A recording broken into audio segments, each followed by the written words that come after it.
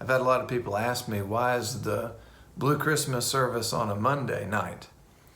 Well, it's not just any Monday night. It's the 21st of December, which is the winter solstice. It's the longest night of the year when one of the Earth's poles has its maximum tilt away from the sun. And so in that way, it's symbolic of how this time of year, and maybe for many of us, all of us really, that this whole year can be or has felt like we are at our farthest tilt away from the light.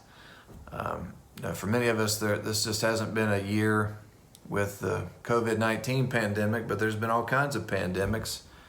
Pandemics related to racial tensions, related to the economy, jobs, pandemics related to mental health.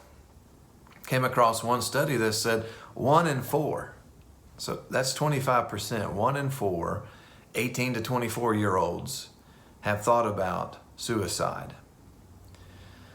So for many of us, just this time of year, because of things going on in our lives, we can join the psalmist saying, "Wake up, Lord, why are you sleeping?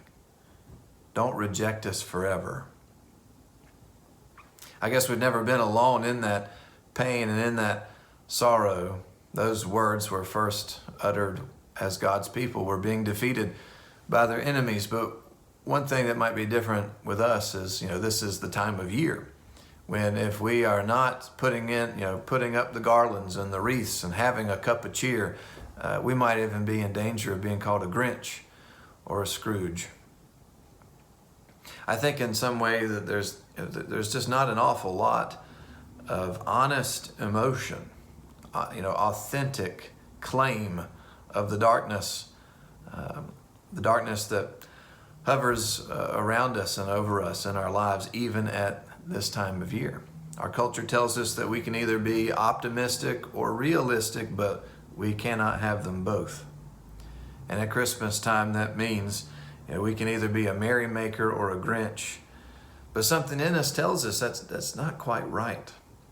And we know what Scripture says, what the Spirit tells us and leads us to, just simply do not fear, do not worry.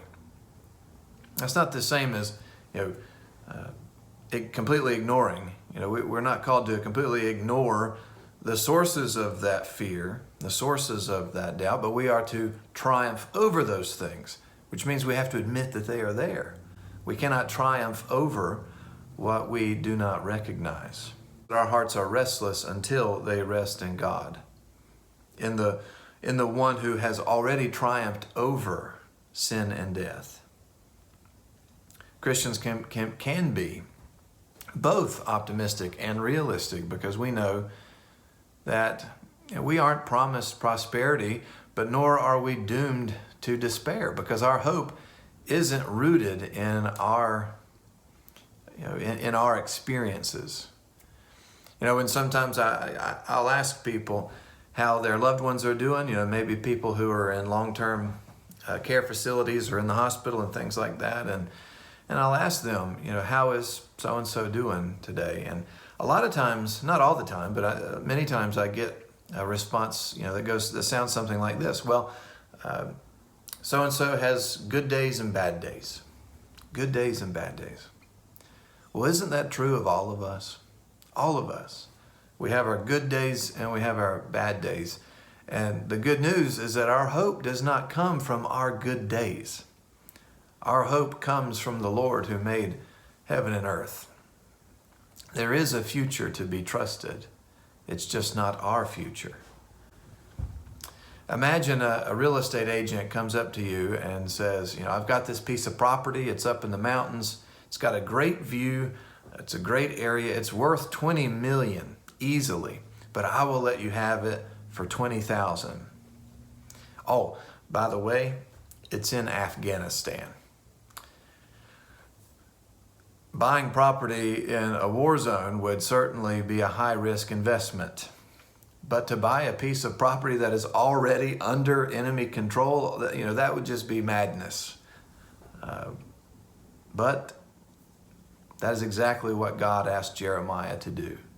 He asked Jeremiah to buy land a mere 3.5 miles away, because God knew, even if Jeremiah didn't, that he was going to be faithful to his promises.